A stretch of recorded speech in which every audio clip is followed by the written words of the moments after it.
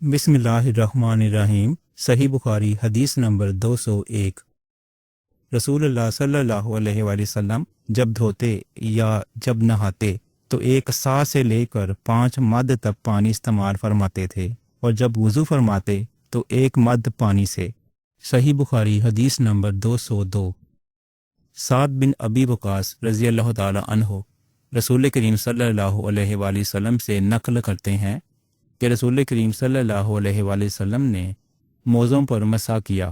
عبداللہ بن عمر نے اپنے والد ماجد عمر رضی اللہ تعالیٰ عنہ سے اس کے بارے میں پوچھا تو انہوں نے کہا، سچ ہے، اور یاد رکھو جب تم سے سعد رسول اللہ صلی اللہ علیہ وآلہ وسلم کی کوئی حدیث بیان فرمائیں تو اس کے متعلق ان کے سوا کسی دوسرے آدمی سے مت پوچھو۔ صحیح بخاری حدیث نمبر 203۔ ایک دفعہ آپ صلی اللہ علیہ وآلہ وسلم رفع حاجت کے لیے باہر گئے تو مغیرہ پانی کا ایک برتن لے کر آپ صلی اللہ علیہ وآلہ وسلم کے پیچھے گئی۔ جب آپ قضائے حاجت سے فارغ ہو گئے تو مغیرہ نے آپ صلی اللہ علیہ وآلہ وسلم کو وضو کراتے ہوئے آپ کے اعضائے مبارکہ پر پانی ڈالا۔ آپ صلی اللہ علیہ وآلہ وسلم نے وضو کیا اور موزوں پر مسح فرمایا۔ صحیح بخاری حدیث نمبر 204۔ جعفر بن عمرو بن امیہ زمری کو ان کے باپ نے خبر دی کہ انہوں نے رسول کریم صلی اللہ علیہ وآلہ وسلم کو موزوں پر مسح کرتے ہوئے دیکھا۔ صحیح بخاری حدیث نمبر 205۔ جعفر بن عمرو اپنے باپ سے روایت کرتے ہیں کہ میں نے رسول کریم صلی اللہ علیہ وآلہ وسلم کو اپنے امامے اور موزوں پر مسح کرتے دیکھا۔ اس کو روایت کیا معمر نے یحییٰ سے، وہ ابو سلمہ سے۔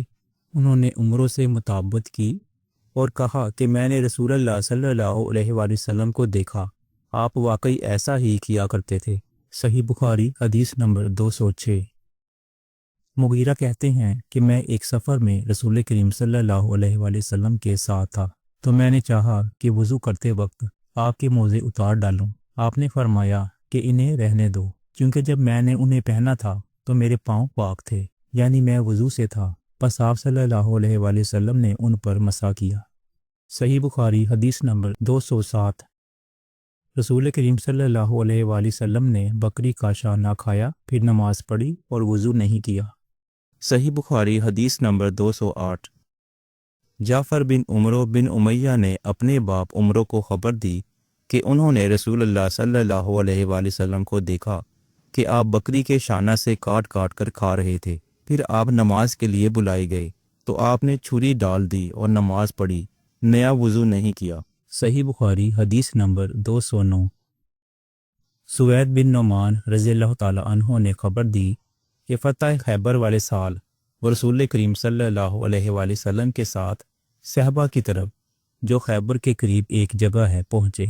آپ صلی اللہ علیہ وآلہ وسلم نے عصر کی نماز پڑھی، پھر ناشتہ منگوایا گیا تو سوائے ستو کے اور کچھ نہیں لایا گیا۔ پھر آپ نے حکم دیا تو وہ بھگو دیے گئے۔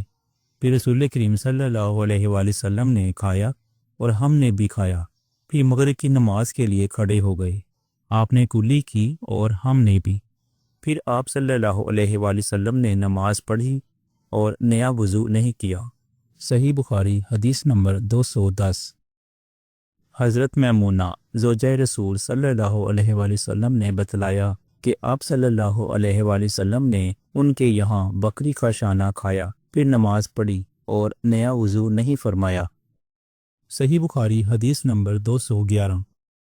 رسول اللہ صلی اللہ علیہ وآلہ وسلم نے دودھ پیا، پھر کلی کی اور فرمایا اس میں چکنائی ہوتی ہے۔ اس حدیث میں عقیل کے یونس اور صالح بن کسان نے زہری سے مطابقت کی ہے۔ صحیح بخاری حدیث نمبر 212۔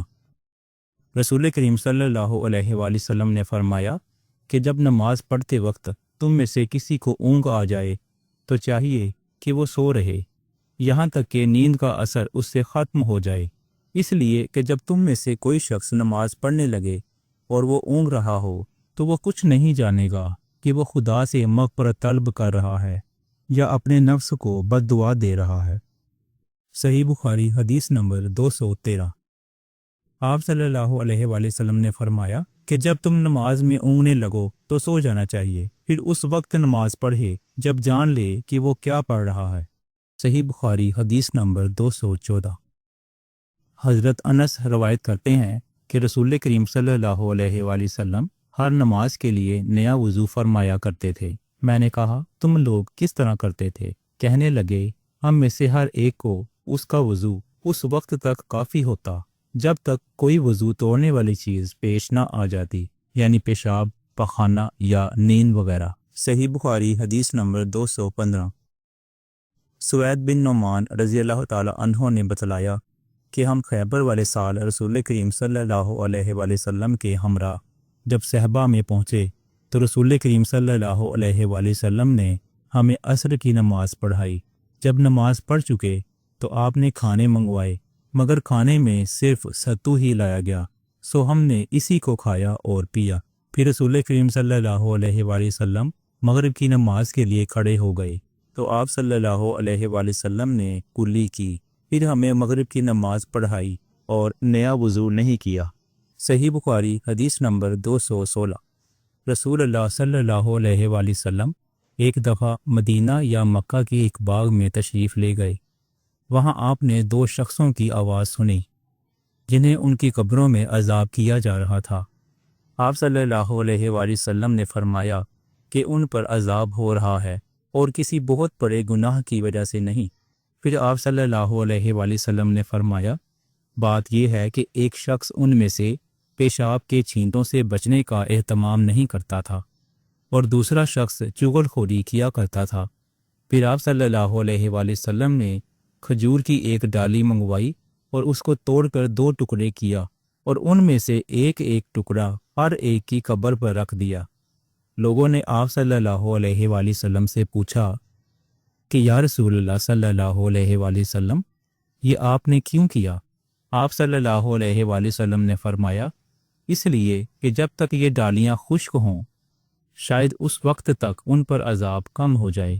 صحیح بخاری حدیث نمبر 217۔ انس بن مالک رضی اللہ تعالی عنہ روایت کرتے ہیں کہ رسول کریم صلی اللہ علیہ وآلہ وسلم جب رفع حاجت کے لیے باہر تشریف لے جاتے تو میں آپ کے پاس پانی لاتا، آپ اس سے استنجا فرماتے۔ صحیح بخاری حدیث نمبر 218۔ ایک مرتبہ رسول اللہ صلی اللہ علیہ وآلہ وسلم دو قبروں پر گزرے تو آپ صلی اللہ علیہ وآلہ وسلم نے فرمایا کہ ان دونوں قبر والوں کو عذاب دیا جا رہا ہے اور کسی بڑے گناہ پر نہیں۔ ایک تو ان میں سے پیشاب سے احتیاط نہیں کرتا تھا اور دوسرا چغل خوری کیا کرتا تھا۔ پھر آپ صلی اللہ علیہ وآلہ وسلم نے ایک ہری ٹہنی لے کر بیچ سے اس کے دو ٹکڑے کیے اور ہر ایک قبر پر ایک ٹکڑا گاڑ دیا۔ لوگوں نے پوچھا کہ یا رسول اللہ صلی اللہ علیہ وآلہ وسلم آپ نے ایسا کیوں کیا؟ آپ صلی اللہ علیہ وآلہ وسلم نے فرمایا شاید جب تک یہ ٹہنیاں خشک نہ ہوں ان پر عذاب میں کچھ تخفیف رہے۔ صحیح بخاری حدیث نمبر 219۔ رسول کریم صلی اللہ علیہ وآلہ وسلم نے ایک دیہاتی کو مسجد میں پیشاب کرتے ہوئے دیکھا تو لوگوں سے آپ صلی اللہ علیہ وآلہ وسلم نے فرمایا اسے چھوڑ دو۔ جب وہ فارغ ہو گیا تو پانی منگا کر آپ نے اس جگہ بہا دیا۔ صحیح بخاری حدیث نمبر 220۔ حضرت ابو ہریرہ رضی اللہ تعالی عنہ نے فرمایا کہ ایک اعرابی کھڑا ہو کر مسجد میں پیشاب کرنے لگا تو لوگ اس پر جھپٹنے لگے۔ یہ دیکھ کر رسول کریم صلی اللہ علیہ وآلہ وسلم نے لوگوں سے فرمایا کہ اسے چھوڑ دو اور اس کے پیشاب پر پانی کا بھرا ہوا ڈول یا کچھ کم بھرا ہوا ڈول بہا دو، کیونکہ تم نرمی کے لیے بیچے گئے ہو، سختی کے لیے نہیں۔ صحیح بخاری حدیث نمبر 221۔ ایک دیہاتی شخص آیا اور اس نے مسجد کے ایک کونے میں پیشاب کر دیا۔ لوگوں نے اس کو منع کیا تو رسول کریم صلی اللہ علیہ وآلہ وسلم نے انہیں روک دیا۔ جب وہ پیشاب کر کے فارغ ہوا تو آپ صلی اللہ علیہ وآلہ وسلم نے اس کے پیشاب پر ایک ڈول پانی بہانے کا حکم دیا، چنانچہ بہا دیا گیا۔ صحیح بخاری حدیث نمبر 222۔ رسول کریم صلی اللہ علیہ وآلہ وسلم کے پاس ایک بچہ لایا گیا۔ اس نے آپ صلی اللہ علیہ وآلہ وسلم کے کپڑے پر پیشاب کر دیا تو آپ صلی اللہ علیہ وآلہ وسلم نے پانی منگایا اور اس پر ڈال دیا۔ صحیح بخاری حدیث نمبر 223۔ قیس بنت محسن نامی ایک خاتون رسول کریم صلی اللہ علیہ وآلہ وسلم کی خدمت اقدس میں اپنا چھوٹا بچہ لے کر آئیں جو کھانا نہیں کھاتا تھا، یعنی شیر خوار تھا۔ رسول کریم صلی اللہ علیہ وآلہ وسلم نے اسے اپنی گود میں بٹھا لیا۔ اس بچے نے آپ صلی اللہ علیہ وآلہ وسلم کے کپڑے پر پیشاب کر دیا۔ آپ صلی اللہ علیہ وآلہ وسلم نے پانی منگا کر کپڑے پر چھڑک دیا اور اسے نہیں دھویا۔ صحیح بخاری حدیث نمبر 224۔ حذیفہ رضی اللہ تعالی عنہ روایت کرتے ہیں کہ نبی کریم صلی اللہ علیہ وآلہ وسلم کسی قوم کی کوری پر تشریف لائے، پس آپ صلی اللہ علیہ وآلہ وسلم نے وہاں کھڑے ہو کر پیشاب کیا، پھر پانی منگایا۔ میں آپ صلی اللہ علیہ وآلہ وسلم کے پاس پانی لے کر آیا تو آپ صلی اللہ علیہ وآلہ وسلم نے وضو فرمایا۔ صحیح بخاری حدیث نمبر 225۔ حذیفہ رضی اللہ تعالی عنہ کہتے ہیں کہ ایک مرتبہ میں اور رسول کریم صلی اللہ علیہ وآلہ وسلم جا رہے تھے کہ ایک قوم کی کوری پر جو ایک دیوار کے پیچھے تھی پہنچے تو آپ اس طرح کھڑے ہو گئے جس طرح ہم تم میں سے کوئی شخص کھڑا ہوتا ہے۔ پھر آپ نے پیشاب کیا اور میں ایک طرف ہٹ گیا، تب آپ نے مجھے اشارہ کیا تو میں آپ کے پاس پردے کی ورز سے آپ کی ایڑیوں کے قریب کھڑا ہو گیا، یہاں تک کہ آپ پیشاب سے فارغ ہو گئے، یعنی وہ وقت ضرورت ایسا بھی کیا جا سکتا ہے۔ صحیح بخاری حدیث نمبر 226۔ ابو موسیٰ اشعری پیشاب کے بارے میں سختی سے کام لیتے تھے اور کہتے تھے کہ بنی اسرائیل میں جب کسی کے کپڑے کو پیشاب لگ جاتا تو اسے کاٹ ڈالتے۔ ابو حذیفہ کہتے ہیں کہ کاش وہ اپنے اس تشدد سے رک جاتے، کیونکہ رسول اللہ صلی اللہ علیہ وآلہ وسلم کسی قوم کی کوڑی پر تشریف لائے اور آپ نے وہاں کھڑے ہو کر پیشاب کیا۔ صحیح بخاری حدیث نمبر 227۔ ایک عورت نے رسول کریم صلی اللہ علیہ وآلہ وسلم کی خدمت میں حاضر ہو کر عرض کی کہ حضور فرمائیے، ہم میں سے کسی عورت کو کپڑے میں حیض آ جائے تو وہ کیا کرے؟ آپ صلی اللہ علیہ وآلہ وسلم نے فرمایا کہ پہلے اسے کھرچے، پھر پانی سے رگڑے اور پانی سے دھو ڈالے اور اسی کپڑے میں نماز پڑھ لے۔ صحیح بخاری حدیث نمبر 228۔ ابو حبیش کی بیٹی فاطمہ رسول اللہ صلی اللہ علیہ وآلہ وسلم کی خدمت میں حاضر ہوئی اور اس نے کہا کہ میں ایک ایسی عورت ہوں جسے استحاضہ کی بیماری ہے، اس لیے میں پاک نہیں رہتی، تو کیا میں نماز چھوڑ دوں؟ آپ صلی اللہ علیہ وآلہ وسلم نے فرمایا نہیں، یہ ایک رگ کا خون ہے، حیض نہیں ہے، تو جب تجھے حیض آئے تو نماز چھوڑ دے، اور جب یہ دن گزر جائیں تو اپنے بدن اور کپڑے سے خون دھو ڈال، پھر نماز پڑھ۔ حشام کہتے ہیں کہ میرے باپ عروہ نے کہا کہ حضور صلی اللہ علیہ وآلہ وسلم نے یہ بھی فرمایا کہ ہر نماز کے لیے وضو کر یہاں تک کہ وہی حیض کا وقت پھر آ جائے۔ صحیح بخاری حدیث نمبر 229۔ حضرت عائشہ رضی اللہ تعالی عنہا فرماتی ہیں کہ میں رسول کریم صلی اللہ علیہ وآلہ وسلم کے کپڑے سے جنابت کو دھوتی تھی، پھر اس کو پہن کر آپ صلی اللہ علیہ وآلہ وسلم نماز کے لیے تشریف لے جاتے اور پانی کے دھبے آپ کے کپڑے میں ہوتے تھے۔ صحیح بخاری حدیث نمبر 230۔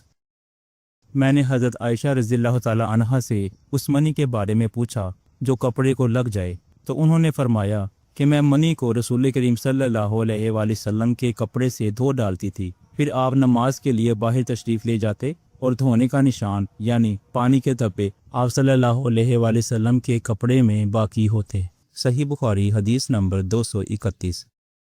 حضرت عائشہ رضی اللہ تعالی عنہا نے فرمایا کہ میں رسول کریم صلی اللہ علیہ وآلہ وسلم کے کپڑوں سے منی کو دھو ڈالتی تھی، پھر آپ صلی اللہ علیہ وآلہ وسلم نماز کے لیے باہر نکلتے اور دھونے کا نشان یعنی پانی کے دھبے کپڑے میں ہوتے۔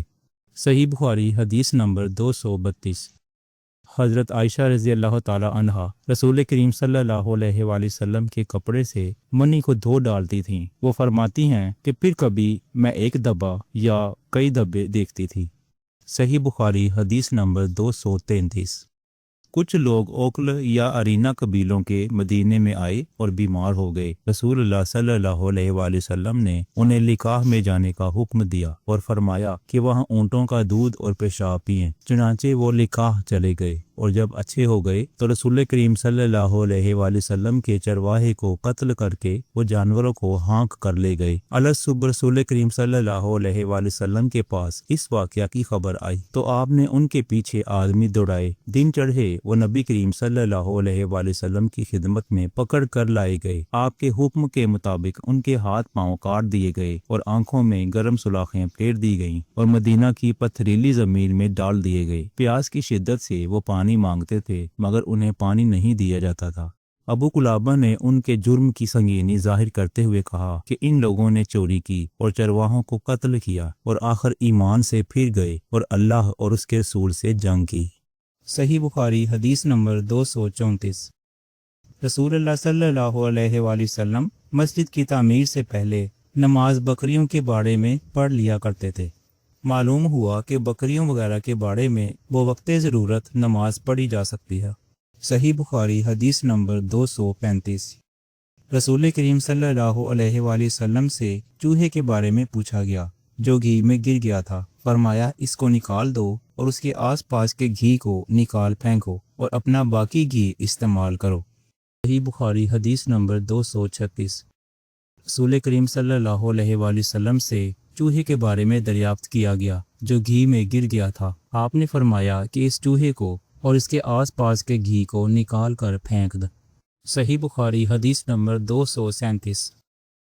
آپ صلی اللہ علیہ وآلہ وسلم نے فرمایا ہر زخم جو اللہ کی راہ میں مسلمان کو لگے وہ قیامت کے دن اسی حالت میں ہوگا جس طرح وہ لگا تھا۔ اس میں سے خون بہتا ہوگا جس کا رنگ تو خون کا سا ہوگا اور خوشبو مشک کی سی ہوگی۔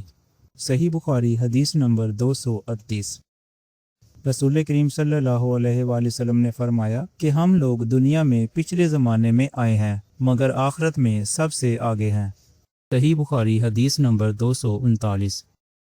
نبی کریم صلی اللہ علیہ وآلہ وسلم نے ارشاد فرمایا کہ تم میں سے کوئی ٹھہرے ہوئے پانی میں جو جاری نہ ہو پیشاب نہ کرے پھر اسی میں غسل کرنے لگے، یعنی یہ ادب کے خلاف ہے کہ اسی پانی میں پیشاب کرنا اور پھر اسی پانی میں غسل کرنے۔ صحیح بخاری حدیث نمبر 240۔ ایک دفعہ رسول کریم صلی اللہ علیہ وآلہ وسلم کعبہ شریف میں سجدے میں تھے۔ ایک دوسری سند سے رسول کریم صلی اللہ علیہ وآلہ وسلم کعبے کے نزدیک نماز پڑھ رہے تھے اور ابو جہل اور اس کے ساتھی بھی وہیں بیٹھے ہوئے تھے، تو ان میں سے ایک نے دوسرے سے کہا کہ تم میں سے کوئی شخص ہے جو قبیلے کی جو اونٹنی ذبح ہوئی ہے اس کی اوجڑی اٹھا لائے اور لا کر جب محمد صلی اللہ علیہ وآلہ وسلم سجدے میں جائیں تو ان کی پیٹھ پر رکھ دے۔ یہ سن کر ان میں سے ایک سب سے زیادہ بدبخت آدمی اٹھا اور وہ اوجڑی لے کر آیا اور دیکھتا رہا۔ جب آپ نے سجدہ کیا تو اس نے اس اوجڑی کو آپ کے دونوں کندھوں کے درمیان رکھ دیا۔ عبداللہ بن مسعود کہتے ہیں کہ میں یہ سب کچھ دیکھ رہا تھا مگر کچھ نہ کر سکتا تھا، کاش اس وقت مجھے روکنے کی طاقت ہوتی۔ عبداللہ کہتے ہیں کہ وہ ہنسنے لگے اور ہنسی کے مارے لوٹ پوٹ ہونے لگے اور رسول اللہ صلی اللہ علیہ وآلہ وسلم سجدے میں تھے، بوجھ کی وجہ سے اپنا سر نہیں اٹھا سکتے تھے، یہاں تک کہ حضرت فاطمہ رضی اللہ تعالی عنہا آئیں اور وہ بوجھ آپ کی پیٹھ پر سے اتار کر پھینکا۔ تب آپ صلی اللہ علیہ وآلہ وسلم نے سر اٹھایا، پھر 3 بار فرمایا یا اللہ تو قریش کو پکڑ لے۔ یہ بات ان کافروں پر بہت بھاری ہوئی کہ آپ صلی اللہ علیہ وآلہ وسلم نے انہیں بد دعا دی۔ عبداللہ کہتے ہیں کہ وہ سمجھتے تھے کہ اس شہر مکہ میں جو دعا کی جائے وہ ضرور قبول ہوتی ہے۔ پھر آپ نے ان میں سے ہر ایک کا جدا جدا نام لیا کہ اے اللہ ان ظالموں کو ضرور ہلاک کر دے۔ ابو جہل، عتبہ بن ربیعہ، شیبہ بن ربیعہ، ولید بن عتبہ، امیہ بن خلف اور عقبہ بن ابی معیط کو 7ویں آدمی کا نام بھی لیا مگر مجھے یاد نہیں رہا۔ اس ذات کی قسم جس کے قبضے میں میری جان ہے کہ جن لوگوں کے بد دعا کرتے وقت آپ صلی اللہ علیہ وآلہ وسلم نے نام لیے تھے میں نے ان کی لاشوں کو بدر کے کنویں میں پڑا ہوا دیکھا۔